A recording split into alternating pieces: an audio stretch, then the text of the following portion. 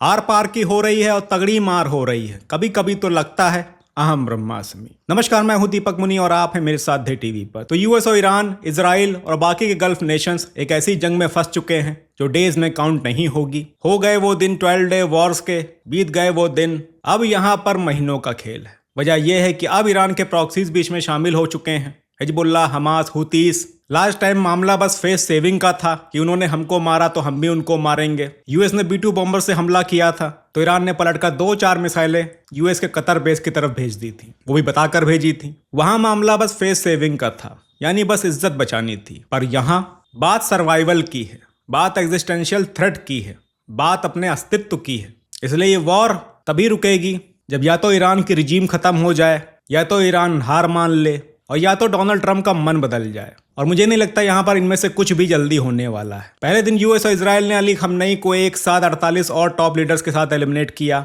Iran ने मिनटों में फाइट बैक किया और ऐसी विजुअल देखने को मिले। उस वक्त तक भी लग रहा था कि मामला 1-2 दिन में शांत हो जाएगा, पर आधी रात होते होते जब दुनिया को पता चला कि अली खमनई नहीं रहे, सारा मामला वहीं से बिगड़ गया। ये एक आने वाली तबाही का आगाज था। हालांकि शुरुआत दूसरे दिन भी इजराइल ने की। एक ही कोऑर्डिनेटेड स्ट्राइक में इजराइल ने IRGC यानी कि इस्लामिक रिवोल्यूशनरी गार्ड कॉर्प्स के हेडक्वार्टर को उड़ा दिया, और ना केवल उड़ाया बल्कि डिटेल्ड वीडियो डिस्क्रिप्शन भी तैयार किया, ताकि कल को ये ना कहना पड़े कि proofs are on social media.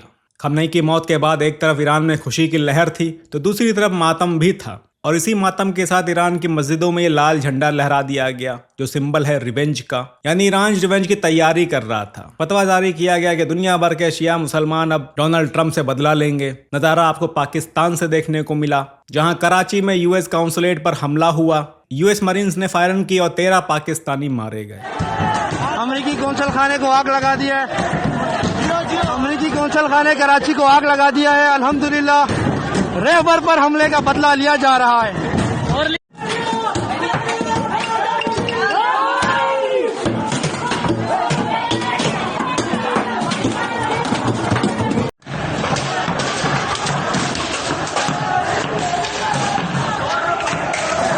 हमले और जगहों पर भी हुए, भारत में भी प्रोटेस्ट देखने को मिले, पर मोर और लेस यहाँ पर सब कुछ पीसफुल रहा। पाकिस्तान में जो हुआ है वो नॉर्मल नहीं है। ईरान के साथ वॉर ना चल रही होती तो अब तक डोनाल्ड ट्रंप हाजिरी बुला चुके होते।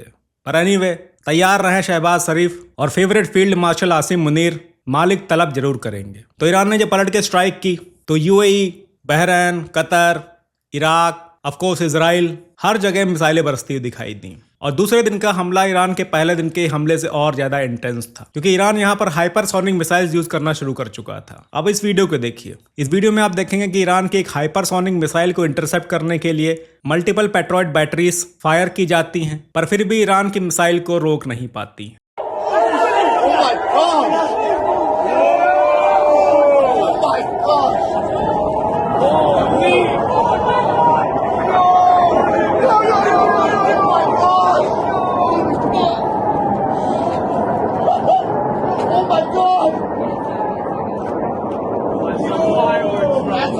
Oh my God! तगड़ा इम्पैक्ट था। कल यूएस ने अपने 3 सर्विसमैन खोए। ये यूएस की पहली कैजुअलिटी रिपोर्ट हुई। डोनाल्ड ट्रंप ने आज इस पर आके खेद व्यक्त किया और कहा कि अभी और कैजुअलिटीज हो सकती हैं। Earlier today, CENTCOM shared the news that 3 U.S. military service members have been killed in action. As one nation, we grieve for the true American patriots who have made the ultimate sacrifice for our nation, even as we continue the righteous mission for which they gave their lives. We pray for the full recovery of the wounded and send our immense love and eternal gratitude to the families of the fallen. And sadly, there will likely be more. Before it ends, that's the way it is.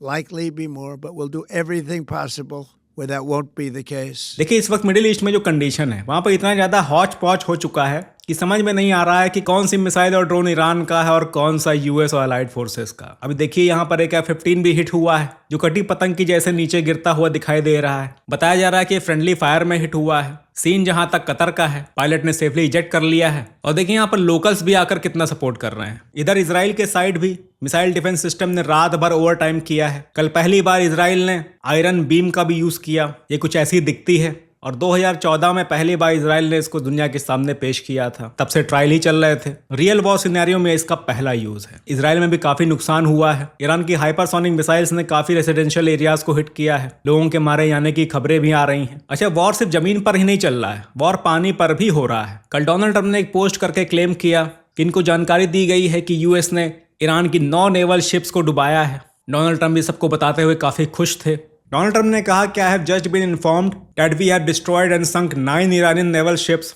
Some of them relatively large and important. We are going after rest. They will soon be floating at the bottom of the sea. In a different attack, we largely destroyed their naval headquarters. Other than that, their navy is doing well. मजा ले लिया आखिरी में president Donald J Trump. दूसरी तरफ से खबरें ये भी आ रही कि ईरान ने 4 ballistic missiles USS Abraham Lincoln की तरफ फायर की। कैरियर हिट भी हुआ, पर जैसे ही न्यूज वायरल हुई, यूएस सेंट्रल कमांड की तरफ से फैक्ट चेक की पोस्ट आ गई और कहा कि मिसाइल्स इवन क्लोजर भी नहीं आई हैं। चलो, कम से कम ये तो बात सही है कि ईरान ने अटेम्प्ट तो किया है। पहला अटेम्प्ट फेल हुआ है। मे बी अगर ये हाइपरसोनिक मिसाइल्स होती तो रिजल्ट कुछ और होते। एनीवे, देखते हैं आगे क्या होता है। अच्छा, कैरियर की जब बात आ गई है, फ्रांस का भी एक carrier Charles de Gaulle eastern Mediterranean यानी कि इजरायली कोस्ट की तरफ बढ़ रहा है, जो पहुंचकर यूएसएस जेराल्ड आर्ट फोर्ड को ज्वाइन करेगा। यूके के पीएम कीर स्टारमर का भी स्टेटमेंट आया है। इन्होंने कहा कि ब्रिटिश एयरक्राफ्ट हवा में है। हमने ईरान पर इनिशियल अटैक में पार्टिसिपेट नहीं किया था। हमने यूएस को अपने बेसेस यूज करने की परमिशन नहीं दी थी, पर अब यूएस हमारे बेसेस को जो मिडिल ईस्ट में है वो यूज कर सकता है। यानी कि फ्रांस के साथ यूके भी अब यूएस और इजराइल के साथ इस वॉर में शामिल है। अच्छा, इस सबके बीच अब यूएस के अजूबे B-2 बॉम्बर्स की खबरें जरूर मिस कर रहे होंगे कि भाई यूएस ने अभी तक B-2 बॉम्बर्स का जिक्र क्यों नहीं किया, B-2 बॉम्बर्स ने कोई करामात क्यों नहीं दिखाई। तो नहीं, ऐसा नहीं है। कल यूएस सेंट्रल कमांड ने बताया कि ईरानियन मिसाइल फैसिलिटीज को B-2 बॉम्बर्स ने 2000 पाउंड्स के बॉम्ब के साथ हिट किया। मतलब B-2 बॉम्बर्स अगर इन्वॉल्व नहीं होंगे तो यूएस की शान में कमी आ सकती है। इसलिए B-2 बॉम्बर्स इन्वॉल्व हो ना हो, जिक्र जरूर होगा। एनीवे, ईरान कह रहा है कि वो अभी भी बातचीत को तैयार है। ईरान के फॉरेन मिनिस्टर अब्बास अराक्ची ने कहा कि हम हमेशा बातचीत को तैयार रहे हैं। ये अमेरिकन हैं जिन्होंने निगोशिएशंस के बीच में वॉर शुरू की। अराक्ची ने यह भी कहा कि हम अपने ब्रदर्स को हिट नहीं कर रहे हैं, यानी कि यूएई, कतर, बहरैन, हम बस यूएस के बेसिस को हिट कर रहे हैं। Iran has been always open to diplomacy, and I think we have a very good record of that.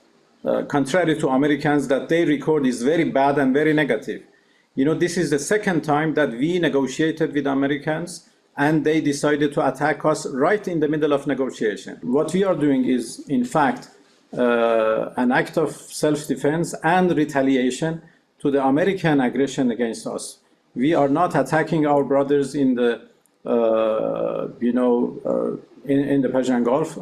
We are not attacking our neighbors. But we are attacking American targets. अराकी साहब की बात तो सही है, पर ग्राउंड रियलिटीज अलग है। Airports target किए जा रहे हैं, सी पोर्ट टारगेट किए जा रहे हैं, रेसिडेंशियल एरियाज में ड्रोन्स और मिसाइल्स फट रही हैं, इवन बुर्ज खलीफा भी निशाने पर है। यूएई ने कल प्रिकॉशनरी मेजर्स लेते हुए बुर्ज खलीफा को ब्लैकआउट कर दिया। मेरे ख्याल से जब से ये खड़ा हुआ है तब से ये पहली बार होगा जब इसकी बत्ती गुल की गई है। यूएई ने ईरान से कहा कि get back to your senses, यानी होश में आओ, और अल्टीमेटली पूरी इज्जत के साथ कहा कि थम जाओ, वरना राइट टू रिस्पॉन्स हमारे पास भी है। यानी कि यूएई ने ईरान को धमकी दे दी है कि रुक जाओ, वरना हम भी इस वॉर में शामिल हो जाएंगे। और आप देखिएगा कि ये होगा आने वाले वक्त में। यूएई, कतर, बहरैन, सऊदी अरब, ये सब ज्वाइन कर लेंगे यूएस को। पर ईरान की तरफ से लड़ने कोई नहीं आएगा, ना चाइना ना रशिया। ईरान को अकेले ही लड़ना होगा अपने प्रॉक्सीज के साथ। सो आने वाले वक्त में ये मार और तगड़ी होने वाली है, और ये जो कुछ भी हो रहा है इसके लिए कोई एक जिम्मेदार नहीं है। यूएई, बहरैन, कतर, जहां पर भी ये अटैक्स हो रहे हैं, ये सब डायरेक्टली और इनडायरेक्टली जिम्मेदार हैं। तो यहाँ पर विक्टिम कार्ड कोई नहीं खेल सकता। एनीवे,